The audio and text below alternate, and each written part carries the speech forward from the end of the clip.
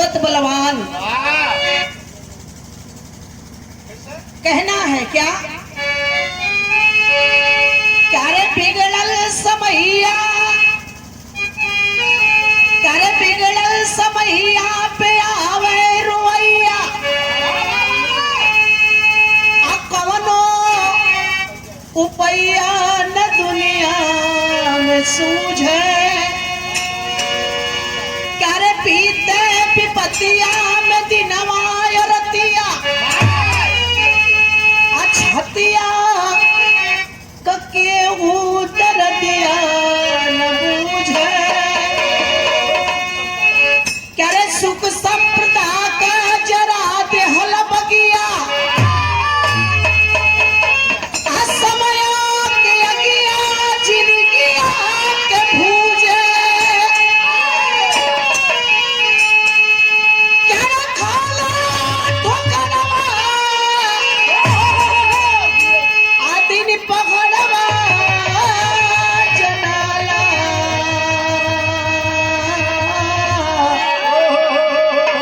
कि जीवन जहरवा बंजनवा से जूझे।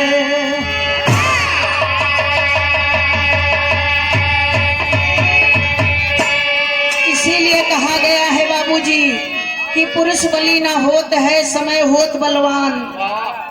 बिगड़े समय में कौन काम आता है किसको, कहा गया है कि बिगड़ल समैया पे आवे रवैया कवनो उपैया न दुनिया में सूझे, बीता विपतिया में दिनवा रतिया छतिया केहू दर्दिया न बूझे, सुख संपदा का जरा देहला बगिया, असमय के अगिया जिनगिया के भूजे, खाला ठोकरवा दिन पहड़वा जनाला, आजीवन जहरवा बन जनवा से जूझे। 100 रुपये का पुरस्कार।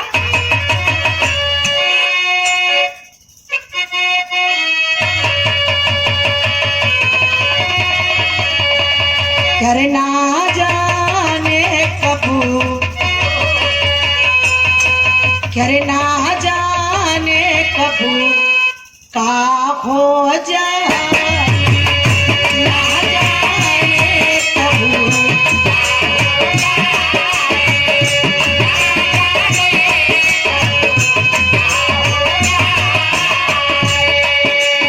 अरे विपत्ति पड़े पर केहू कामे न आई, विपत्ति पड़े पर केहू कामे न आई, ना जाने कब हो जाई, ना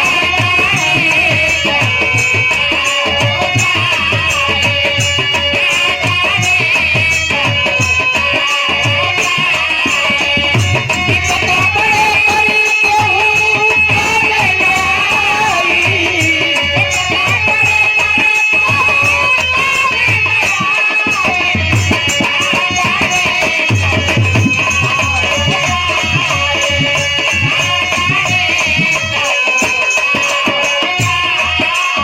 ए बाबूजी एक एक केहू ना जाना था कि कब का हुई, कब आज हम यहाँ पे गाना गा रहे हैं कल क्या होगा इसे कोई नहीं जानता, लेकिन विपद पड़े पर जे कामे आवे वही के हम जानब कि वह हमारे खातिर भगवान हो। लेकिन विपद आई है किस पे, अरे विपत्ति पड़ी जब हरिश्चंद्र पे, विपत्ति पड़ी जब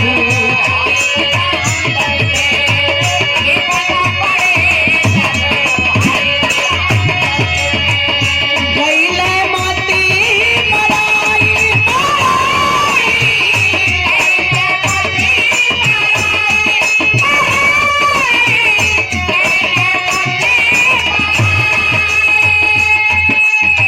विश्वामित्र चाले कैले जाते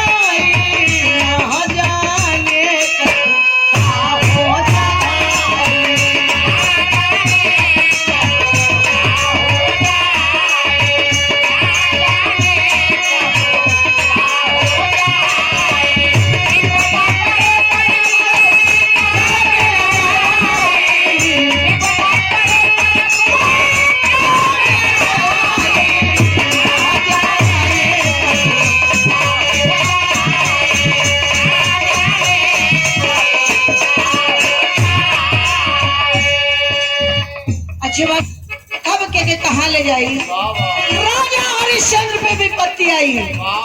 राजा हरिश्चंद्र पे जौने समय विपत्ति आयल बाबूजी, यही काशी नगरी में आकर के पूरा संपत्ति महल अटारी कुल लुटा गई। जब विपद का मारा लेलन यही काशी नगरी में, और काशी नगरी में इलन कहा कल्लू डोम के यहाँ आकर के नौकरी करे लगलन। हो कौन नौकरी? मुर्दा जरावे को। कल्लू डोम के यहाँ नौकरी करे लगलन, लेकिन उनकर पत्नी तारावती एगो पंडित जी के घरे जाकर के झाड़ू पोछा बर्तन करे लगलिन। और उनकर बेटवा रोहित पंडित जी के रोज बगिया से फूल तोड़ के लिया में, तब पंडित जी पूजा करें। एक दिन रोहित बगिया में गईलन फूल तोड़े, वही बगिया में सांप डस लेलस।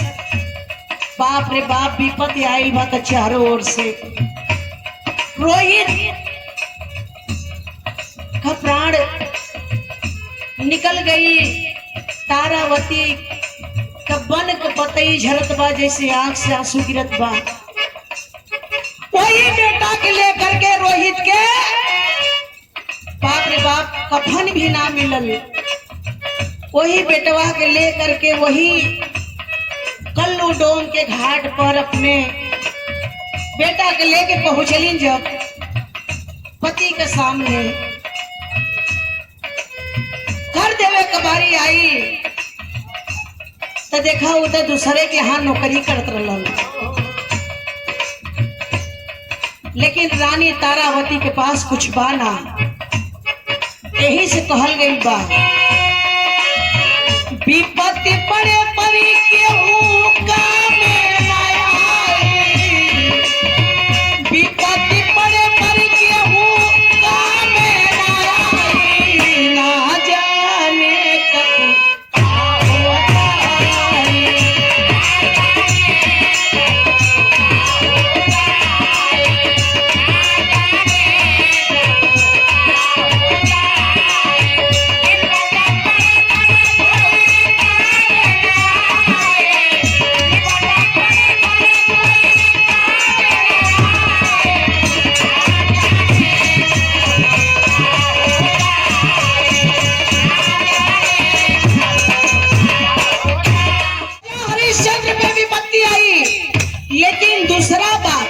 दूसरी बात कौन है?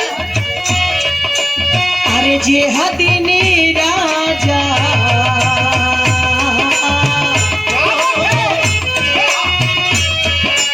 वो जे हदीनी राजा विक्रम के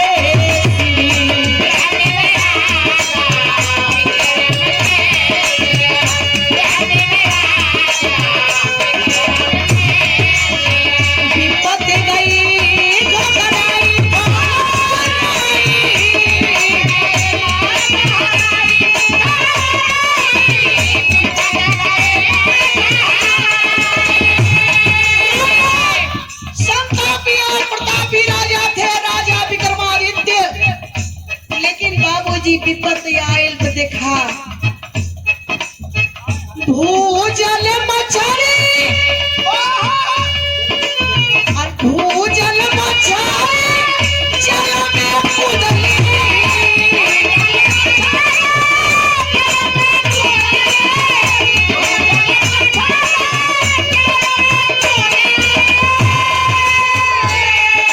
अरे कैसे के भूखिया बेटा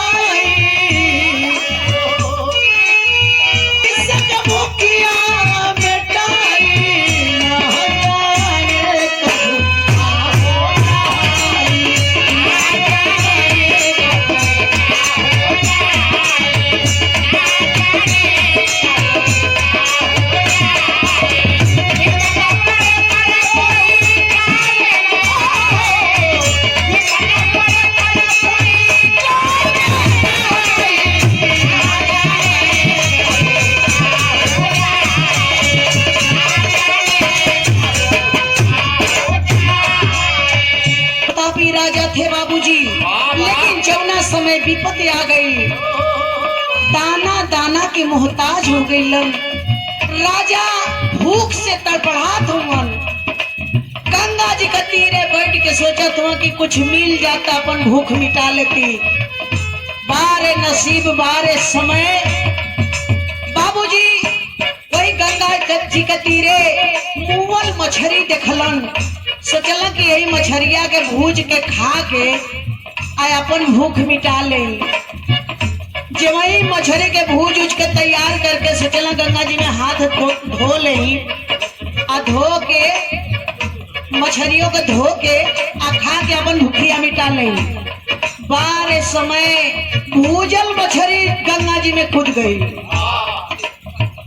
भूजल मछली जल में कूद गई।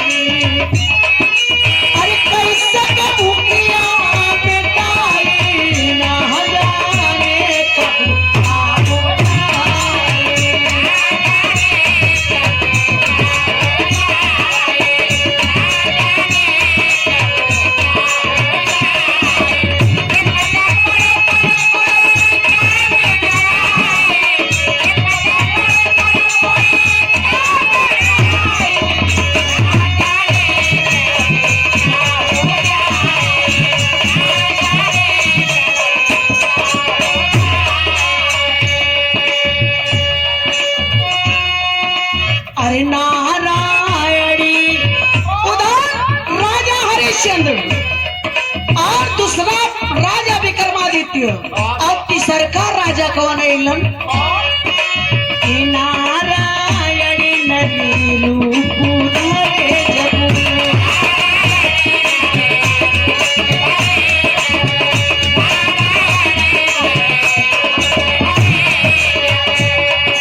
अरे रामचंद्र रघुराई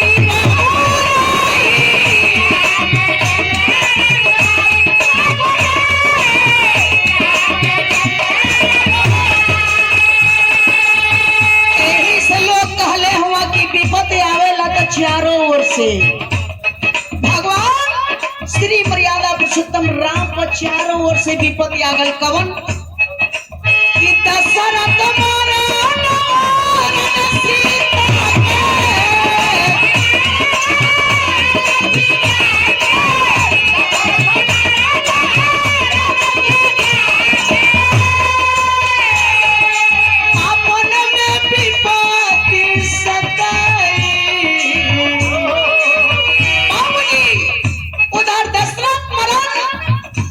सीता हरण, उधर राम वनगमन, चारों ओर से विपत्ति।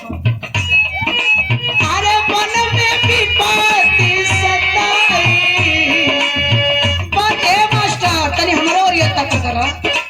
अरे वन में विपत्ति सताई, ना जाने कहाँ हो जाए।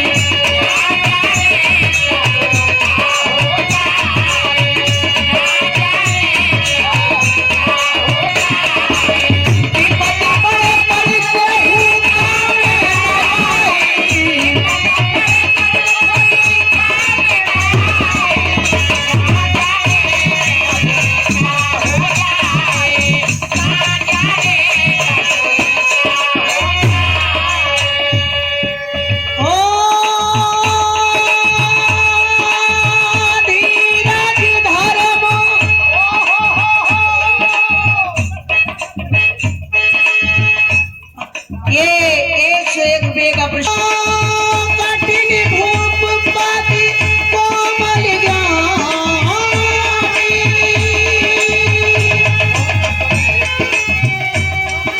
आकवन के तू बन बिचरहि स्वामी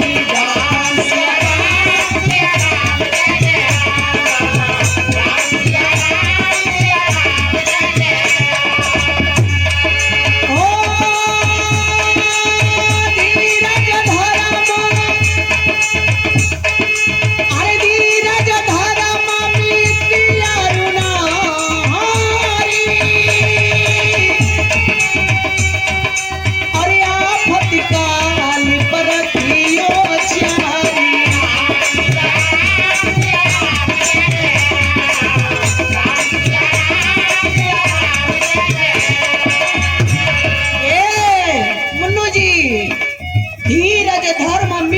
शत्रु नारी, मतलब हमारे विपत्ति में हमारा मित्र, हमारी पत्नी,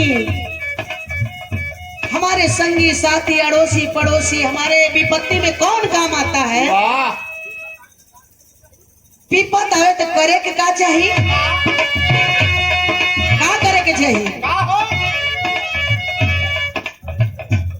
के चाहिए विपत आवे तो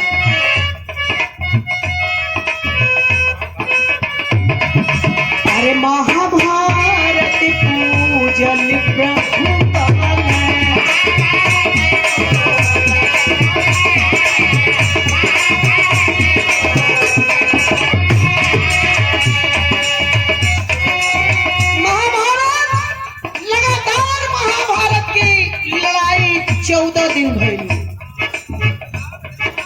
लगातार 14 दिन भयल। आज 14 दिन के बाद भगवान विजय प्राप्त किए, और विजय प्राप्त किए तो जा करके माता कुंती से कहने लगे कि हे माई, अपने 5 पांडव के ला तू। आए अब हम, हाँ सॉरी गलती हो गई। लगातार महाभारत की लड़ाई 18 दिन तक भई। 18 दिन लड़ाई भइले के बाद विजय प्राप्त हुआ, और भगवान जा करके माता कुंती से कहने लगे कि माँ, अपने 5 पांडव 5 लाल के ले लाए, अब हम जाते। लेकिन माता कुंती की आंख में आंसू आ गई। कैसे? अरे महाभारत पूजल प्रभु का,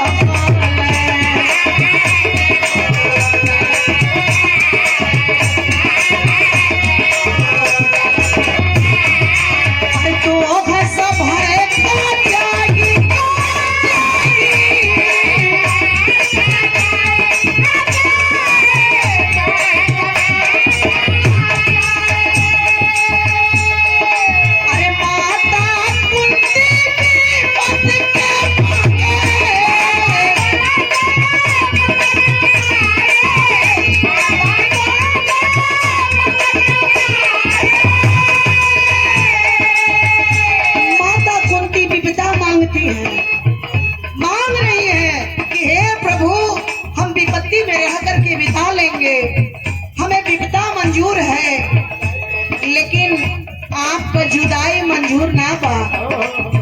कहत हैं कि हमें विपदा दे दा, लेकिन तू हमें छोड़ के जा मत। माता कुंती भी पद क्या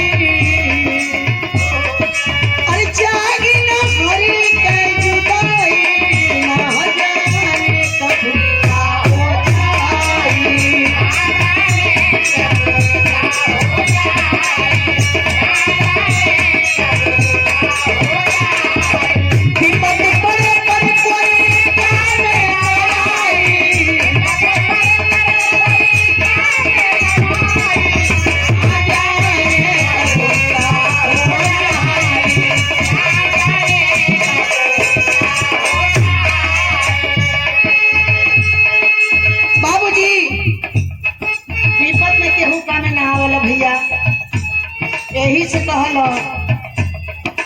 अरे पातू छै बई,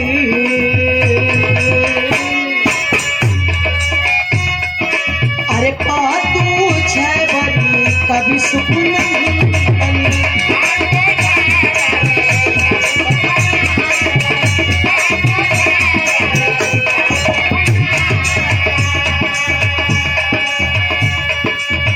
पातू छै बई का हसी बुल्लू,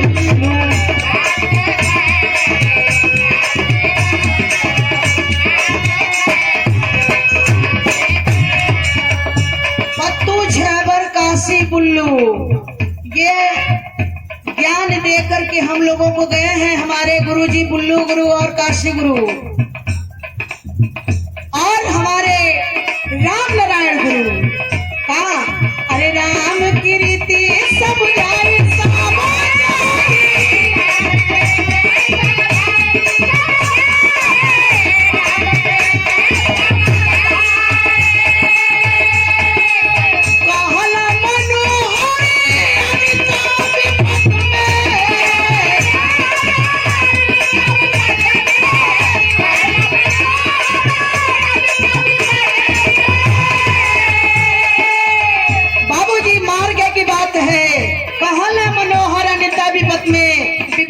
कौन साथ देता है, कौन साथ देता है। कहला मनोहर अनिता विपत में है।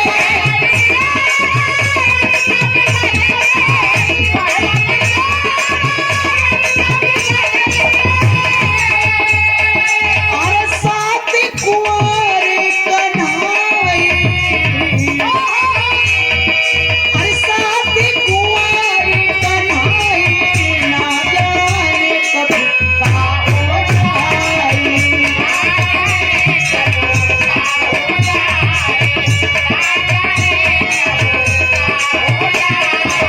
विपत पड़े पर कोई काम ना आई। ए छैहट म्यूजिक, विपत में कोई काम ना आवला। देखा यही से कहिला कि समझ के रहल गईली। ये सर्वेंद्र यादव दरोगा साहब की तरफ से 200 रुपए का पुरस्कार। दरोगा साहब के चरणों में कोटि कोटि नमन हो। साथ में हमारे बाबू भैया चाचा के प्रणाम हो।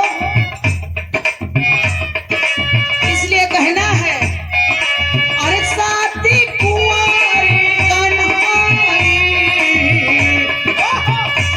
यही से कहिला कि भगवान का भजन करा, दुनिया साथ ना दे। कहला ना राम ना बिगड़ी हन जेकर केहू का बिगाड़ी जी। गौला है ना, तो उन्हीं के भरोसे रहिए। ये तो 4 दिन का खेला बा।